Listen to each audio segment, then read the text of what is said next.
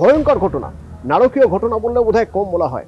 নাগপুরে যা ঘটে গেল তা হাড় হিম হয়ে যাওয়ার মতো।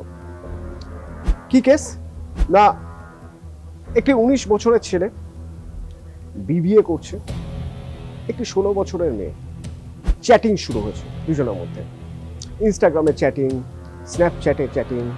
এবার এই ছেলেটি সে ফেক প্রোফাইল থেকে চ্যাট করে যাচ্ছে লাগাতার। চ্যাট করতে করতে একটা ইন্টিমেসি তৈরি হয়। সেই ইন্টিমেসির জায়গা থেকে এবার কিছু প্রাইভেট ফটো ছেলেটি চায়। একটা সময় মেয়েটি বিশ্বাস করে ফেলে ছেলেটিকে এবং মেয়েটি একের পর এক প্রাইভেট ফটো ছেলেটিকে সেন্ড করতে থাকে। ছেলেটি সেই ছবিগুলোকে স্টোর করে রাখে। স্টোর করে রাখার পর এবার ব্ল্যাকমেল করা শুরু হয়, দেখা করতেই হবে। মেয়েটি বাধ্য হয় ফ্রেন্ডশিপ ডের দিন বাড়িতে মিথ্যে কথা বলে, বাড়িতে বলে যে বন্ধুদের সঙ্গে মলে যাচ্ছে বলে ছেলেটির সঙ্গে দেখা করে। তারপর থেকে মেয়েটির ফোন সুইচ অফ। जिस नंबर से आप संपर्क करना चाहते हैं वह अभी स्विच ऑफ है, कृपया कुछ समय पश्चात प्रयास करें। মেয়েটির বাড়ি থেকে থানায় যাওয়া হয়। থানায় ওই মেয়েটির সোশ্যাল মিডিয়া চেক করে ওই ছেলেটিকে খুঁজে পাওয়া যায়। ট্র্যাক করে জানা যায় ওটা ওর fake ID. IP address track করে ধীরে ধীরে ধীরে ধীরে পুলিশ পৌঁছে যায় ছেলেটির বাড়িতে, কিন্তু বাড়িতে ছেলেটি নেই। ছেলেটির মা বাবা থাকে বাড়িতে। ছেলেটি অন্য একটা জায়গায় ফ্ল্যাট ভাড়া নিয়ে থাকে পড়ার জন্য। ছেলেটির বাড়ি থানেতে আর ছেলেটি থাকে নাগপুরে, যেখানে মেয়েটিরও বাড়ি। ছেলের মাকে গিয়ে পুলিশ সব কথা খুলে বলে। ছেলের মা ভয় পেয়ে ছেলেটিকে ফোন করে। ছেলেটির ফোন নাম্বার ট্র্যাক করা শুরু হয়। একটা সময় এই ছেলেটি অনলাইনে পিৎজা অর্ডার দেয়। পিৎজা ডেলিভারি দিতে যাচ্ছে যে তার পিছন পিছন পুলিশ চলে যায়, গিয়ে দরজা ভেঙে ঘরে ঢুকে দেখে ভয়ঙ্কর অবস্থা। মেয়েটির হাত পা বাঁধা খাটের সঙ্গে, পরনে কোনো কাপড় নেই, সারা শরীরে অসংখ্য দাগ। ছেলেটির হাতে একটা ছুরি। একটু দেরি হলেই ছেলেটি হয়তো ভয় পেয়ে মেরেই ফেলতো মেয়েটাকে। 2 দিন ধরে টানা যৌন নির্যাতন করা হয়েছে মেয়েটির উপরে, মারাত্মক নির্যাতন করা হয়েছে। সঙ্গে সঙ্গে ছেলেটিকে গ্রেপ্তার করা হয়। পস্কো আইনে তাকে গ্রেপ্তার করে লকআপে রাখা হয়। এইখান থেকে গল্প শুরু। এই ছেলেটি এবার বায়না শুরু করে। কি বায়না না, লকআপ খুব ছোট জায়গা, ঘিঞ্জি জায়গা, একটা ভালো জায়গায় তাকে থাকতে দেওয়া হোক। প্রচুর মশা পোকার উপদ্রব, তার জন্য একটা ওই মশা মারার ধূপ বা ওই জাতীয় কিছু অন্তত দেওয়া হোক তাকে। এই খাবার খাওয়া যাচ্ছে না, ভালো খাবার চাই তার। ব্রেকফাস্টে পিৎজা চাই তার, নরম গদিওয়ালা বিছানা চাই। যৌন নিগ্রহের একজন অভিযুক্ত, তার এইসব আবদার পুলিশ পাত্তা দেবে? পুলিশ পাত্তা দেয়নি। শেষমেশ ছেলেটি লকআপের দেওয়ালে নিজের মাথা ঠুকতে শুরু করলো। একটা সময় মুখের হাড় ভেঙে গেল, আইসিইউতে নিয়ে যাওয়া হলো। আইসিইউতে চিকিৎসাধীন। সেই হাসপাতালে, যে হাসপাতালে গাইনোকলজিক্যাল ডিপার্টমেন্টে ভর্তি রয়েছে মেয়েটি, মেয়েটির দুটি সার্জারি হয়েছে। মেয়েটি একরকম মৃত্যুর সঙ্গে যুদ্ধছে, শরীরে মনে অসংখ্য ক্ষত, ভয়ঙ্কর ট্রমাটাইজ হয়ে রয়েছে মেয়েটি। একদিকে মেয়েটি সেখানে যুদ্ধছে, মৃত্যুর সঙ্গে পাঞ্জা লড়ছে, আরেকদিকে বায়না করা ছেলে সেখানে আইসিইউতে ভর্তি, তার নাকি পিৎজা চাই। এই মানসিকতা কোথা থেকে আসে? আতশ কাচের নিচে ফেলে যদি আমরা দেখি তাহলে এই মানসিকতা আসবে ছোটবেলা থেকে সব পেয়ে যাওয়ার মধ্যে দিয়ে।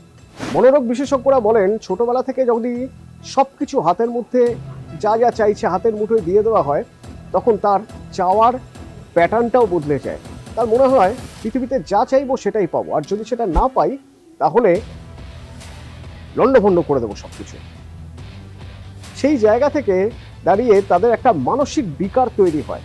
হ্যাঁ, মানসিক বিকার। মনোরোগ বিশেষজ্ঞরা বলেন মানসিক বিকার। যা চাই তা পেতেই হবে, যেন তেন প্রকারও পেতে হবে। কোনো রকম কোনো যদি সেখানে ধাক্কা দেওয়া হয়, কোনো রকমভাবে যদি প্রতিরোধ গড়ে তোলা হয়, তাহলে সেই প্রতিরোধ ভেঙে ফেলার জন্য তারা যা তা করতে পারে। ঠিক যেরকম এই মেয়েটি প্রতিরোধ গড়ে তুলেছিল।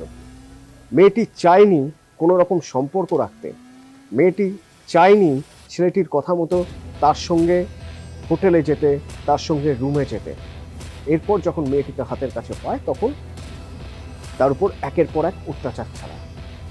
এবার ভাবুন একবার, এরকম অত্যাচার চালানোর পরেও সে যে এইরকম ভয়ঙ্কর একটা কাজ করেছে, সেটা ভয়ঙ্কর নিকৃষ্টতম একটা অপরাধ করে এসেছে 2 দিন ধরে, তাতে তার কোনো বিকার নেই, অর্থাৎ তার মনের উপর কোনো প্রভাব পড়ছে না।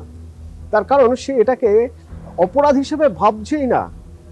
অপরাধ হিসেবে ভাবার যে বোধ, সেই বোধটাও চলে গেছে। সাধারণত এই বোধ চলে যায় নিয়মিতভাবে একটা প্র্যাকটিস, যে প্র্যাকটিসটা হয়তো ছোটবেলা থেকেই তার মধ্যে হয়েছে, যে সে যে কোনো ভুল করুক, যাই করুক না কেন, তাকে অপরাধ না বলে, তাকে কোনো মতে না বাবা ঠিক আছে ভুল তো হয়ে যেতে পারে বলে মানিয়ে নেওয়া, তাতে তার আরও সাহস বেড়ে যায়। বেড়ে গিয়ে সে একের পর এক ভুল করতে থাকে। সেই ভুলগুলোকে যদি প্রশ্রয় দেওয়া হয়, একটা সময় তার মনে হয় এই ভুলগুলো বোধহয় এমন কিছু ভুল নয় যে ভুলের জন্য তাকে অপরাধ বা অপরাধ তকমা দেওয়া যেতে পারে, এবং যে ভুল করছে তাকে অপরাধী বলে দাগিয়ে দেওয়া যেতে পারে। সেগুলো বুঝতেই তো পারছে না যে সে ভুল করেছে, সে অপরাধ করেছে, আর সেই জন্য সেই রকম নির্লিপ্ত, ভাবলেশীন, তার মনেই হচ্ছে না সে কি ভয়ঙ্কর কাজ করে ফেলেছে। নির্লিপ্তভাবে তার মনে হচ্ছে যে তার মানবাধিকার প্রয়োজন, সে লকআপে রয়েছে, তার একটু ভালো থাকার ব্যবস্থা করতে হবে, তার সকালে পিৎজা, দুপুরে ভালো খাবার দরকার, হ্যাঁ প্রয়োজন হলে এসি তাকে লাগিয়ে দিতে হবে। আসলে বিলাস বৈভবে বড় হয়ে যাওয়ার সঙ্গে সঙ্গে তার মধ্যে একটা অদ্ভুত মানসিকতা তৈরি হয়েছে, যে মানসিকতা তাকে তাড়িয়ে বেরিয়েছে। তার মনে হয়েছে এই পৃথিবীতে সবকিছু হাত ছোঁয়ালেই সে পেয়ে যাবে, যদি না পেয়ে যায় তাহলে সেটা ছিনিয়ে নেওয়া অপরাধ নয়। এই যে ছিনিয়ে নেওয়া অপরাধ নয়, এই মানসিকতাটা তখনই তৈরি হয় যখন তার আশপাশে যে পরিবার থেকে বা যারা তাকে বড় করছেন ছোটবেলা থেকে, যে অ্যাটমসফিয়ারে সে বড় হচ্ছে, যে এনভায়রনমেন্টে সে বড় হচ্ছে, সেই এনভায়রনমেন্টে সবাই যদি তাকে ছোট থেকে তোল্লাই দিয়ে থাকে, তাকে বোঝাতে থাকে যে না বাবা ঠিক আছে আমরা মানিয়ে নিচ্ছি, মেনে নিচ্ছি, হ্যাঁ আর এরকম কখনো করো না, তাতে তার সাহস চারগুণ হয়ে যায় এবং সে অপরাধ জগতে ঢুকে পড়ে নিজের অজান্তেই, এবং বুঝতেও পারে না সে অপরাধী। আর সেই জন্যই এরকম জঘন্য যৌন নির্যাতন করার পর, নাবালিকার উপরে তাকে লকআপে নিয়ে যাওয়ার পর, সে পিৎজা খেতে চাইছে, নরম বিছানা চাইছে। সে বুঝতেই পারছে না সে কত বড় অপরাধ করেছে।